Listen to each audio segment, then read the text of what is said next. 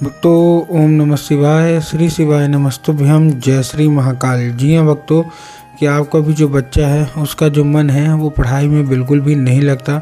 आप लोग बहुत ज़्यादा परेशान हैं और आपको समझ में भी नहीं आता कि आखिरकार हमारे जो बच्चा है वो पढ़ता क्यों नहीं है। आपने बहुत ज़्यादा मेहनत कर लिया, बहुत ज़्यादा प्रयास कर लिया उसको पढ़ाने के लिए, लेकिन फिर भी उसका जो मन है ना वो पढ़ाई में बिल्कुल भी नहीं लगता। आप लोग भी बहुत ज़्यादा परेशान हैं उसकी पढ़ाई को लेके कि आखिरकार हमारा जो बच्चा है वो पढ़ता क्यों नहीं है।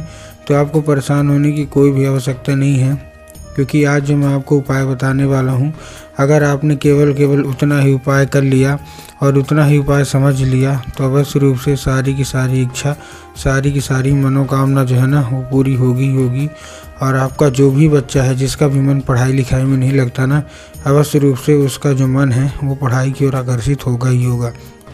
क्या करना है, कैसे करना है, पूरा का पूरा आपको बताने वाला हूँ और अच्छे तरीके से आपको समझाने वाला हूँ। तो एक एक उपाय ध्यान से सुन के अच्छे से करिएगा ज़रूर। देखिए, आपको भी पता है कि पूज्य गुरुदेव की जो कथा होती है उसमें लाखों की भीड़ आती है। कैसे भीड़ आती है?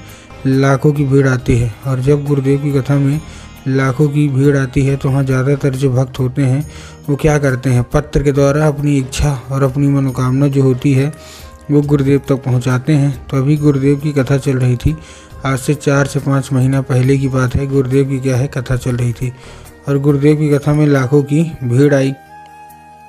अब जब गुरुदेव की कथा में लाखों की भीड़ आई तो वहाँ ज़्यादातर जो भक्त थे ना, उन्होंने क्या किया, पत्र के द्वारा अपनी इच्छा और पत्र के द्वारा अपनी मनोकामना जो थी वो गुरुदेव तक पहुँचाई। अब जब गुरुदेव के पास पत्र पहुँचा और गुरुदेव ने पत्र पढ़ा तो वहाँ गुरुदेव ने देखा कि ज़्यादातर जो भक्त हैं उनकी क्या है, केवल एक ही इच्छा, एक ही मनोकामना है, क्या कि गुरुदेव हमारा जो बच्चा है ना उसका जो मन है वो पढ़ाई में बिल्कुल भी नहीं लगता। कृपया करके कोई उपाय बता दें ताकि उसका जो मन है वो पढ़ाई की ओर लगने लगे, पढ़ाई की ओर आकर्षित होने लगे। हम लोग बहुत ही ज़्यादा परेशान हैं। हमने उसके पीछे क्या कुछ नहीं किया, बहुत अच्छी उसको स्कूल में डाल के रखा है, बहुत अच्छा उसको कोचिंग ट्यूशन दे रहे हैं, बहुत अच्छा पढ़ाने का प्रयास कर रहे हैं, लेकिन फिर भी बात जब पढ़ाई की आती है तो भागने लगता है, खेलने लगता है, लेकिन पढ़ता बिल्कुल भी नहीं है। हम बहुत ज़्यादा परेशान हैं। हमने सारी कमाई, सारी जमा पूंजी उसके पढ़ाई के पीछे लगा दिया, लेकिन फिर भी वो पढ़ने में मन उसका नहीं लगता। कृपया करके कोई उपाय बता दें। अब जब गुरुदेव ने देखा तब गुरुदेव ने 2 से 3 उपाय बताए और कहा केवल और केवल ये उपाय कर लेना, तुम्हारा जो भी बच्चा है जिसका भी मन पढ़ाई लिखाई में बिल्कुल भी नहीं लगता, अवश्य रूप से उसका जो मन है ना केवल ये उपाय करने से ही उसका मन लगने लगेगा। अब जब गुरुदेव ने उपाय बताया तो लोगों ने जा जाके इस उपाय को घर में करना शुरू कर दिया। अब जैसे ही लोगों ने जा के इस उपाय को घर में करना शुरू कर दिया, वही लोग गुरुदेव की कथा में मात्र 1 से 1.5 महीने के बाद वापस आए। अब जब वही लोग गुरुदेव की कथा में वापस आए तो उन्होंने क्या किया, फिर से एक बार गुरुदेव को पत्र लिखा।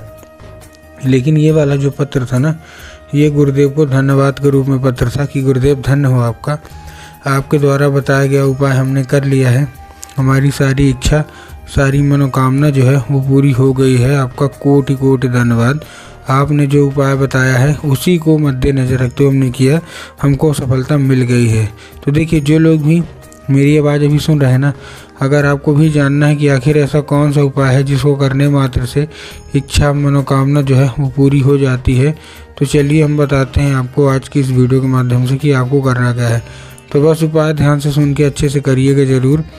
लेकिन उसके पहले चैनल पर अगर पहली बार आए हैं और आवाज़ मेरी पहली बार सुन रहे हैं तो वीडियो कर दें लाइक और चैनल को भी कर लें सब्सक्राइब, ताकि पूजनीय पंडित प्रदीप जी मिश्रा के रोज़ नए नए उपाय सबसे पहले मैं आपको प्राप्त करा सकूं। ठीक, तो देखिए, जो हमारा सबसे पहला उपाय है, इस उपाय में आपको करना क्या है। जो हमारा सबसे पहला उपाय है, इस उपाय में आपको सिंपल सा आपको लेना है 3 काली तिल और 1 धतूरा। क्या लेना है? 3 काली तिल लेना है और 1 धतूरा लेना है। अब देखिए, काली तिल और काली मिर्च में ना बहुत सारे लोग कंफ्यूज होते हैं कि काली तिल क्या है, काली मिर्च क्या है, हमको थोड़ा साफ साफ बताओ। तब गुरुदेव ने साफ साफ बताया है कि आपको क्या लेना है, आपको लेना है काली तिल। ठीक, काली तिल लिया, काली तिल के साथ साथ आपको और चाहिए, और क्या चाहिए, आपको चाहिए काली तिल के साथ साथ एक धतूरा। ठीक, तो धतूरा भी ले लिया, काली तिल भी ले लिया। अब देखिए आपको चाहिए क्या। अब आपको केवल और केवल चाहिए क्या, आपको लेना क्या है, उसको तो ले लिया, अपने बच्चे के हाथ में देके उसको भेज दीजिए कहाँ, सीधा सीधा शिव मंदिर। अब जैसे ही आपका बच्चा शिव मंदिर पहुँचेगा, शिव मंदिर पहुँचने के बाद उसको आपको बोलना है कि दक्षिण दिशा में खड़ा हो जाए और उत्तर की ओर अपना चेहरा कर ले।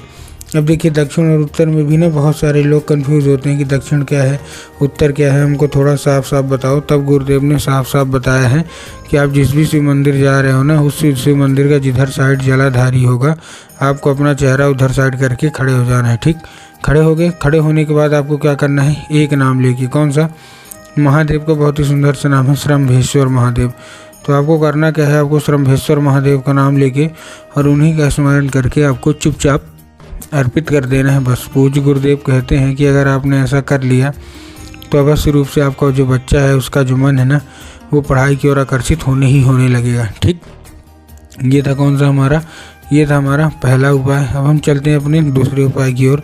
इस उपाय में आपके घर में माता सरस्वती की फ़ोटो या मूर्ति होना अति अनिवार्य है। अगर आपके घर में माता सरस्वती की फ़ोटो या मूर्ति है तब तो अच्छी बात है, लेकिन अगर आपके घर में माता सरस्वती की फ़ोटो या मूर्ति नहीं है तो आपको बाज़ार जाना है, माता सरस्वती की फ़ोटो लाना है और अपने घर में उनको स्थान देना है। ठीक, स्थान दे दिया। स्थान देने के बाद शाम के वक्त में आपको क्या करना है, वो लाल फूल उठाना है और माता सरस्वती को अर्पित करना है और माता से उसको औषधि के रूप में मांगना है कि माता कृपया करके हमको इसको औषधि के रूप में प्रदान करिए।